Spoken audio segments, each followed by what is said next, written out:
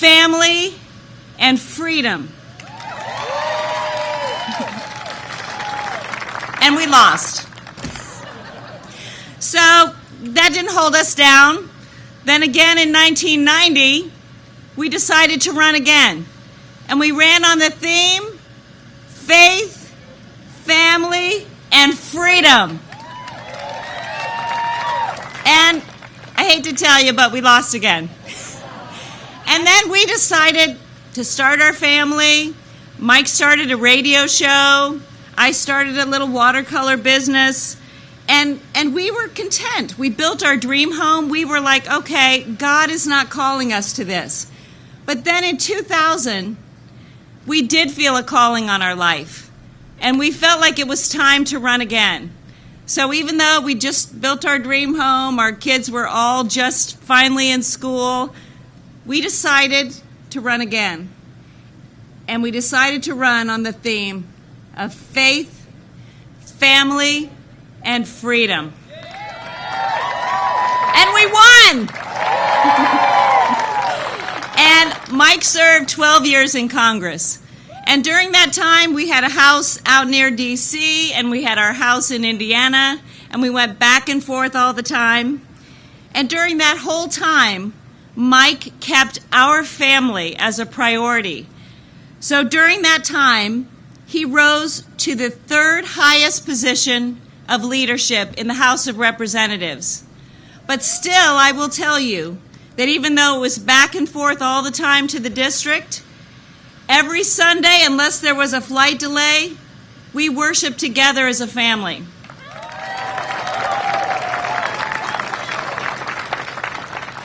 And Mike would come back and forth from the Hill between votes to go to poetry recitals and lacrosse games, and we would take dinner to the Hill and have dinner with him, and then we'd head back home because we kept our family together. The whole time he was fighting for the freedom of the American people. And then in 2012, we decided to go home to Indiana and run for governor. And we ran on the theme, are you ready? Join me, faith, family, and freedom. And we won. And Mike was the governor of Indiana, and it was a great honor to represent our home state and be back home.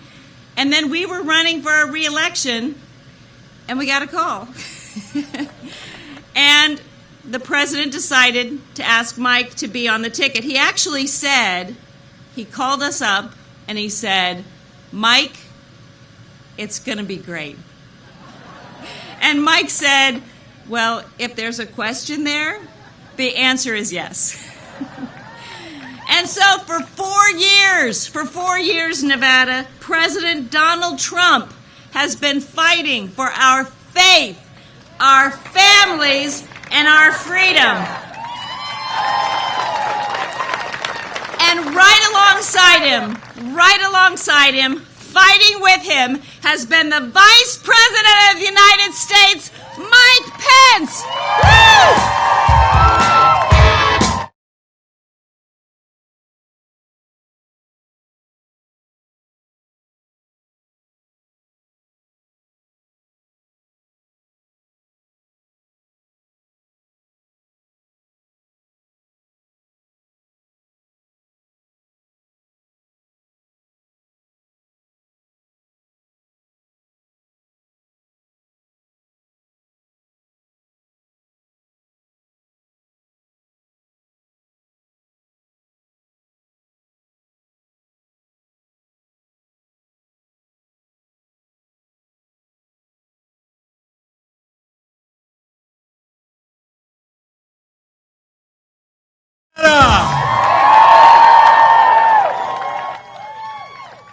Thank you all for coming out today. To my great friend, former Nevada Attorney General Adam Laxalt. To Nevada Republican Party Chairman Mike McDonald. To Assemblyman Glenn Levitt. All my fellow Americans from near and far, it is great to be back in the Silver State. And what a joy it is to be traveling today with a Marine Corps mom, a school teacher, my wonderful wife of 35 years, and the best second lady of the United States this country has ever had. Will you join me in thanking Karen Pence for who she is and all she does? Karen and I are thrilled to be with all of you here in Nevada today. But we're here for one reason and one reason only. And that is that Nevada and America need 4 more years of President Donald Trump in the White House. It's on, Nevada. We are 26 days away from another great victory for the American people, and the road to victory runs right through Nevada.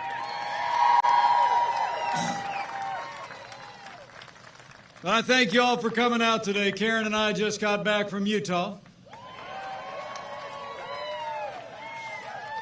Had a little debate with Kamala Harris last night. Some people think we did all right.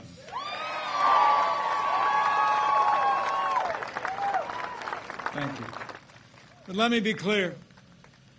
Last night's vice presidential debate was not just a debate between two candidates. I think it was a debate between two visions. Joe Biden and Kamala Harris want higher taxes, open borders, socialized medicine. They want to abolish fossil fuels, use taxpayer funds to abortion. They want to defund the police. And if you couldn't figure it out last night, they want to pack the Supreme Court. President Trump's vision: we've rebuilt our military. We cut taxes, rolled back regulations, unleashed American energy. We secured our border, stood with law enforcement and for life and liberties of every American.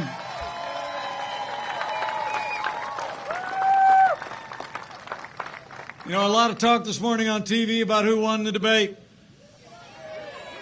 But I think when you compare the Biden-Harris agenda with what President Donald Trump has done and will continue to do for America, there's no question who won the debate. President Donald Trump won the debate hands down with an agenda that puts America first. And in 26 days, we're going to win another great victory when we re-elect President Donald Trump for 4 more years.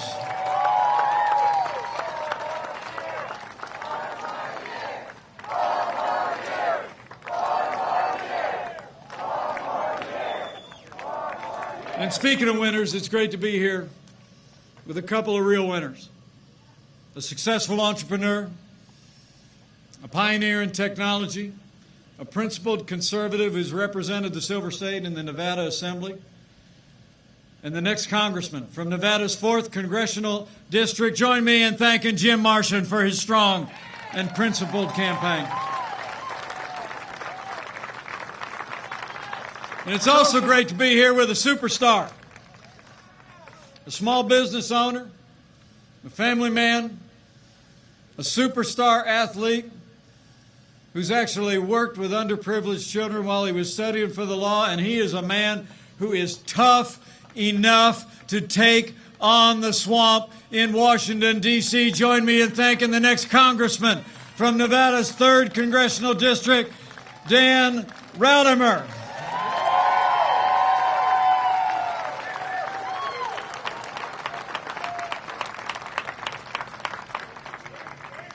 I'm proud to stand here on the President's behalf and proud to stand here with these great leaders. Proud to be a part of a movement.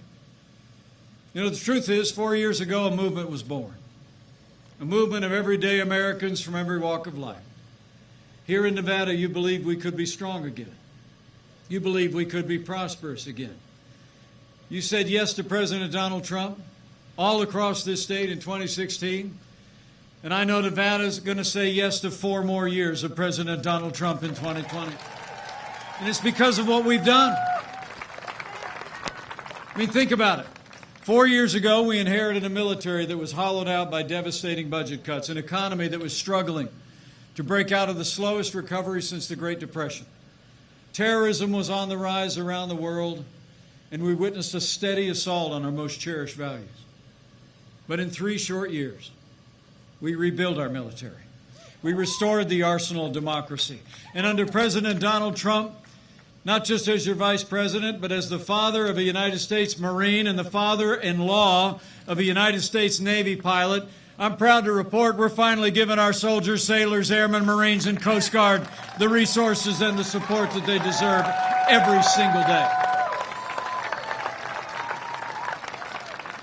And I know we're standing here about an hour south of Creech Air Force Base and Nellis Air Force Base.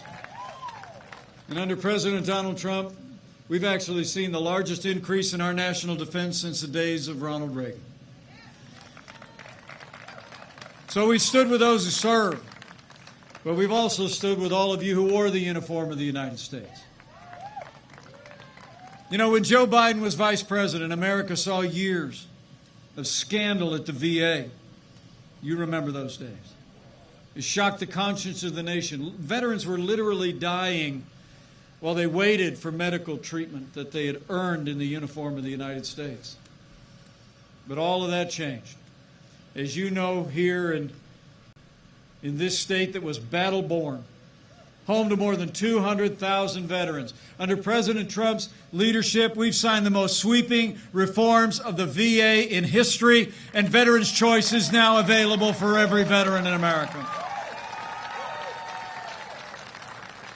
Would all the veterans who are with us today either stand or raise your hand if you're able? Just give us a chance to say thank you one more time for your service to America.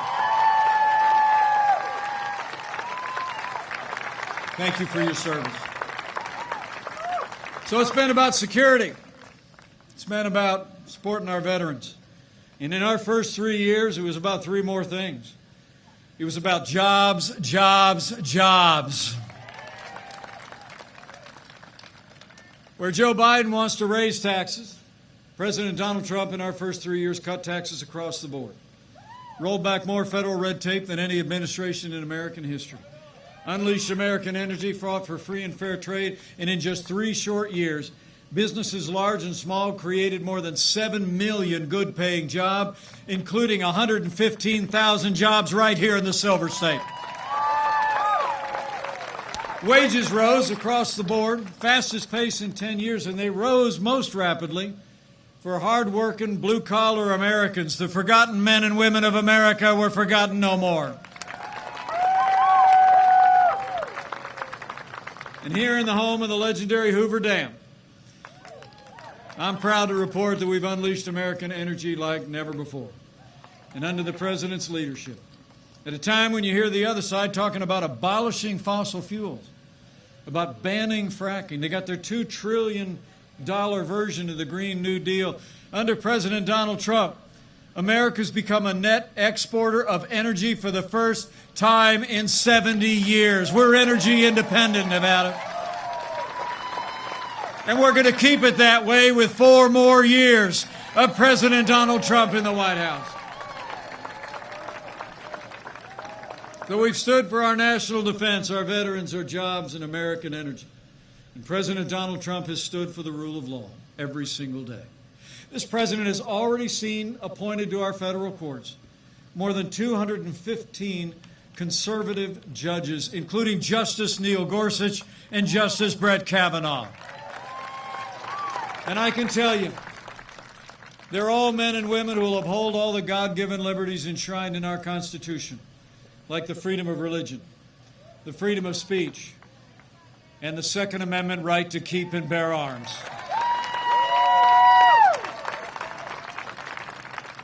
Now, last month, our nation paused rightly to honor the life and service of the late Justice Ruth Bader Ginsburg. But when the memorials were over, President Donald Trump fulfilled his constitutional duty when he nominated a principled conservative woman to the Supreme Court of the United States of America, Judge Amy Coney Barrett.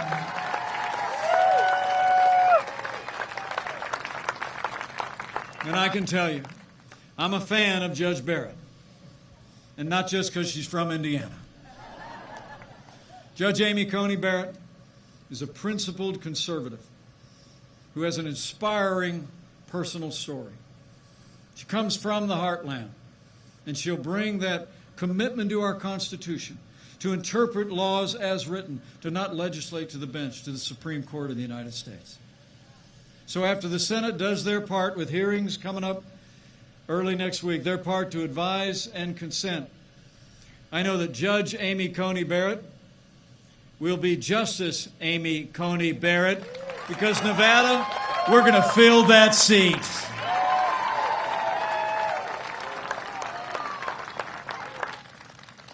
So we've stood for the rule of law, strengthened the conservative foundation underpinning our Constitution and our courts.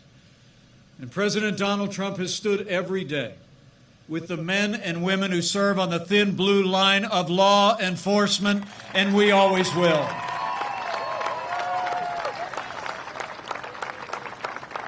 President Donald Trump and I know that the men and women who serve in law enforcement around this country are the best people in America, and they deserve the respect of every American every single day.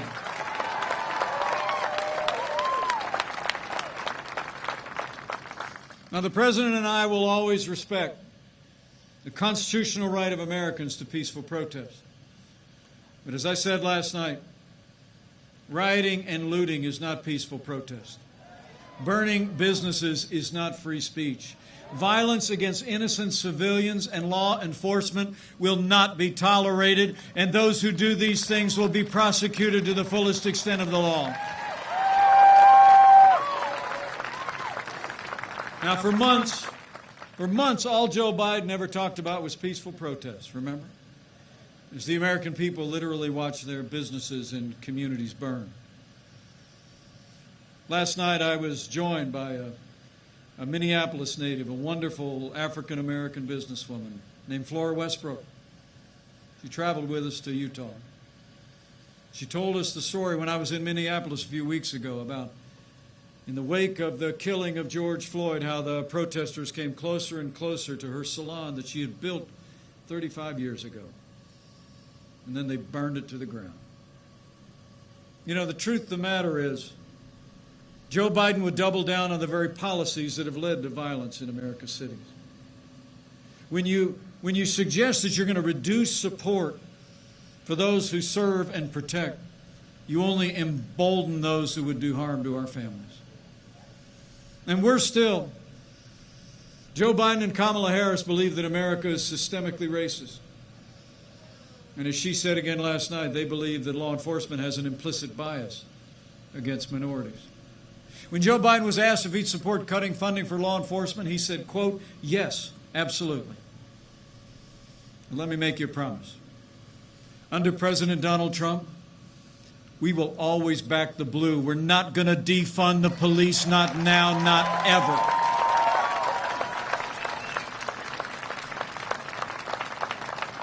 President Trump and I know we don't have to choose between supporting law enforcement and supporting our African-American neighbors.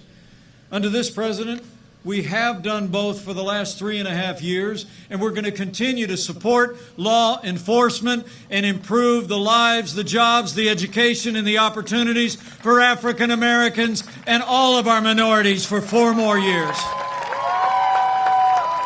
Under this president, we're going to have law and order in every city, in every state, for every American of every race and creed and color. So help us God.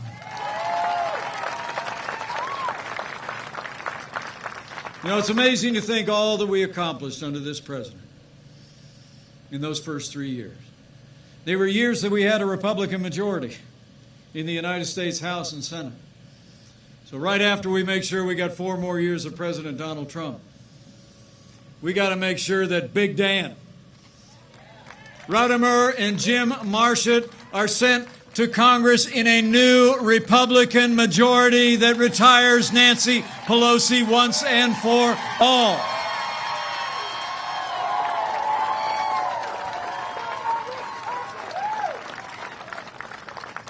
So we rebuilt our military, we revived our economy, we stood for life and our liberties and law and order in our first 3 years. In a word, we made America great again. And then the coronavirus struck from China. But as I said last night, before there were more than 5 cases of coronavirus in the United States of America, President Donald Trump put the health of America first and did what no other American president had ever done. He suspended all travel from China, the second largest economy in the world. Now, Joe Biden criticized it. He said it was hysterical and xenophobic. But I can assure you, having led the White House Coronavirus Task Force, President Trump's decision that day alone saved countless American lives, and it allowed us to stand up the largest national mobilization since World War II. We reinvented testing. We saw to the manufacture and delivery of hundreds of millions of medical supplies to our incredible doctors and nurses. We've developed medicines that are literally saving lives. And as we stand here today, we're on track to have the first safe and effective coronavirus vaccine before the end of this year.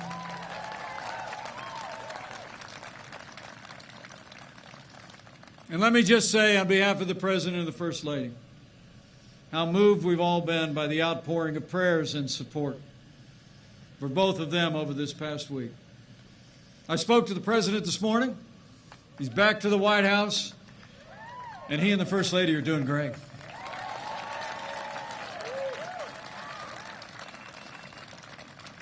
The medical care that they received, the medicines that they received are all a part of the national response that we've made available to people all across this country. And the outpouring of concern for our President and our First Lady was emblematic of the love and the concern and care that the American people have shown to neighbors and family members and friends and absolute strangers. So would you join me in just thanking all of the amazing healthcare workers who served our nation through this challenging time, and all those who cared for those who suffered loss and struggle. So we're slowing the spread, we're protecting the vulnerable, and we'll keep saving lives. And we're opening up America again.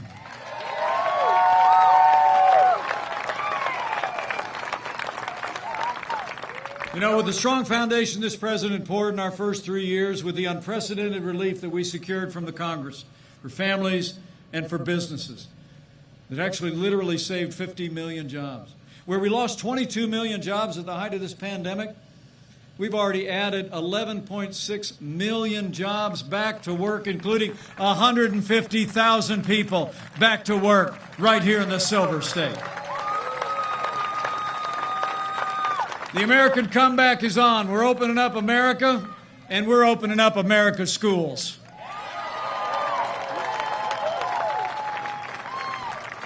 Just last week, the President announced that we're distributing 100 million rapid point-of-care tests to states across the country to get our schools open, to keep our schools open, and keep our kids safe. So we've gone through a time of testing. But I came here today to say that in 26 days, we're coming to a time for choosing. And the choice in this election has never been clearer. And the stakes have never been higher. It's amazing to think in the middle of a global pandemic, Joe Biden wants to raise taxes by $4 trillion. You heard his running mate, Kamala Harris, say last night that they were going to only raise taxes on certain Americans, but Joe Biden said twice in the debate last week that on day one he was going to repeal the Trump tax cuts. I mean, the truth of the matter is President Donald Trump cut taxes across the board. It gave middle-class families a $2,000 tax break. It increased income and wages by $4,000, and we're going to keep cutting taxes for the middle class for 4 more years. Joe Biden wants to bury our economy under an avalanche of red tape, including his own version of the Green New Deal, which is a whole lot like AOC's version of the Green New Deal. President Trump, he's actually He's actually overseen the largest investment in public lands and our national parks in American history, the cleanest air and land in our history, the cleanest water in the world, and we've cut federal red tape and unleashed American energy all at the same time. We're going to keep doing it for 4 more years. Joe Biden is for open borders, sanctuary cities, free lawyers and free health care for illegal immigrants. President Donald Trump, he kept the promises he made to the people of Nevada. We made record investments in border security. Mexico is doing more to secure their southern border and ours than ever before. And we've already built more than 300 miles of that border wall on the southern border of the United States. And with 4 more years, we're going to build it all. And when it comes to jobs and trade, the contrast couldn't be more clear. Under Joe Biden, his 47 years in Washington, D.C., we saw deals like NAFTA. You know, in the wake of NAFTA being signed into law in 1995, 60,000 factories closed, and many of those jobs went south of the border and overseas. And Joe Biden never lifted a finger to reform NAFTA. But thanks to the man who wrote The Art of the Deal, America got a better deal. NAFTA is gone, and the USMCA is here to stay. It's a huge win for American jobs and American workers. And where Joe Biden has been a cheerleader for communist China every day, actually said it was a positive development to see the rise of China, to see China literally be half of our international trade deficit. From day one, President Donald Trump put China on notice that the era of economic surrender is over. And we're going to stand strong with China until they open their markets, respect American private property rights, and put American jobs and American workers the respect they deserve. So it's been about security and prosperity, but as I said earlier, it's also been about our most cherished values. I mean, Joe Biden, Kamala Harris, and the Democratic Party actually support late-term abortion. And Joe Biden wants to use taxpayer dollars to pay for abortion all the way up to the moment of birth. And I tell you, I couldn't be more proud to serve as vice president to a president who stands without apology for the sanctity of human life. President Donald Trump is the most pro-life president in American history. And we will keep standing for life for 4 more years.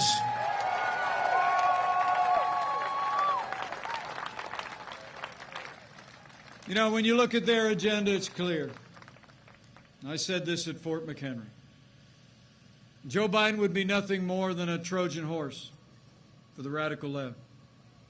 Now, Joe Biden has said that democracy is on the ballot on November 3rd. Well, I think our economic recovery is on the ballot. Law and order are on the ballot. But I also think there are things much more foundational, much more fundamental to our country. In this election, I don't think it's going to be whether America ends up more Republican or more Democrat, whether we end up more liberal or more conservative, more red or more blue. I think the choice in this election is whether America remains America.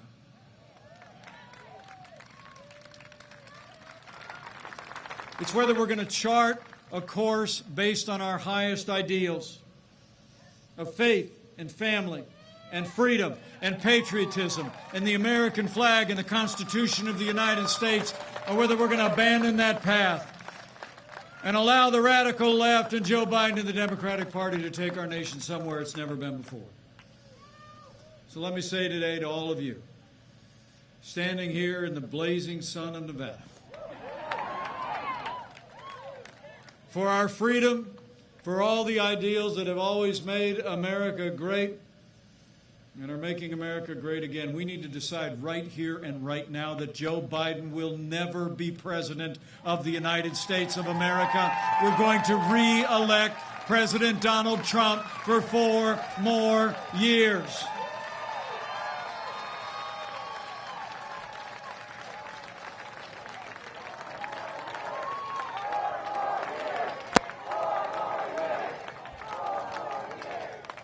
You know, you're right. 4 more years means more jobs. 4 more years means more judges. 4 more years means more support for our troops and law enforcement. And it's going to take at least 4 more years to drain that swamp.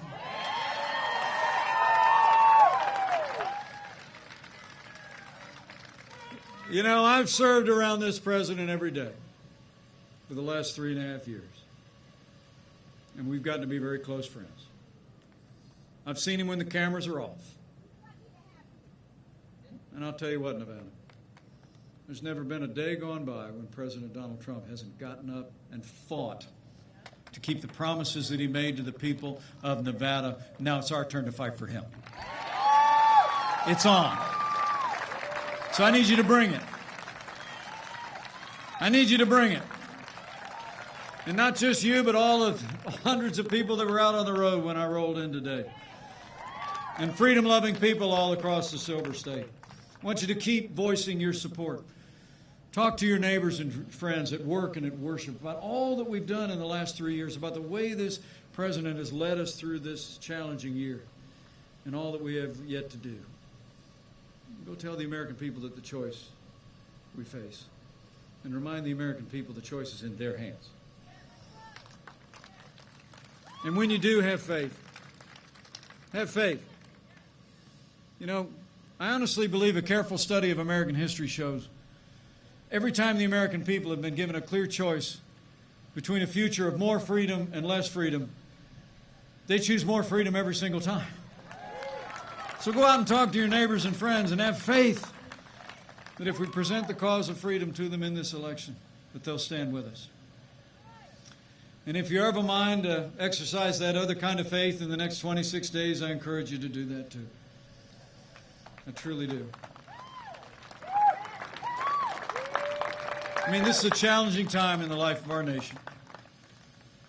It seems anymore like if you turn on the television, it's like that little girl asked me last night. It seems like it looks like there's more that divides us in America than unites us.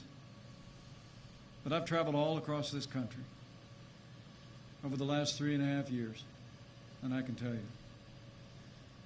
there will always be more that unites the people of this great nation than could ever divide us, and chief among those things is faith.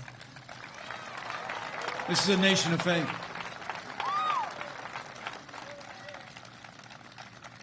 And so if you're a person of faith, I encourage you to claim those ancient words that Americans have clung to through much more challenging times than we could even imagine. That if his people, who are called by his name, will humble themselves and pray, he'll do like he's always done in the long and storied history of this country. He'll hear from heaven, and he'll heal this land.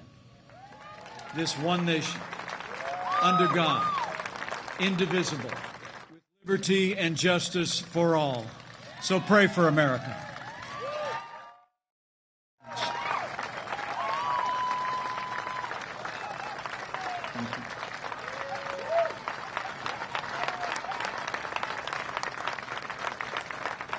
But thank you for this especially warm welcome.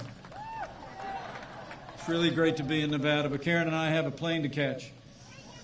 We're headed to Arizona, and then we're back to Washington, D.C., and I guarantee you President Donald Trump is going to be back on the campaign trail before you know it. We're going to take this case to the American people every day. And I just know,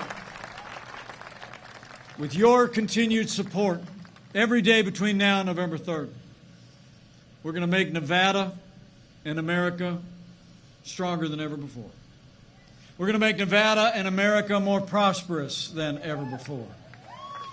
And with Jim Marchant and Big Dan Rotheimer in a new Republican majority in the United States House of Representatives, with a renewed Republican majority in the United States Senate, and with President Donald Trump in the White House for 4 more years, and with God's help, we will make America great again.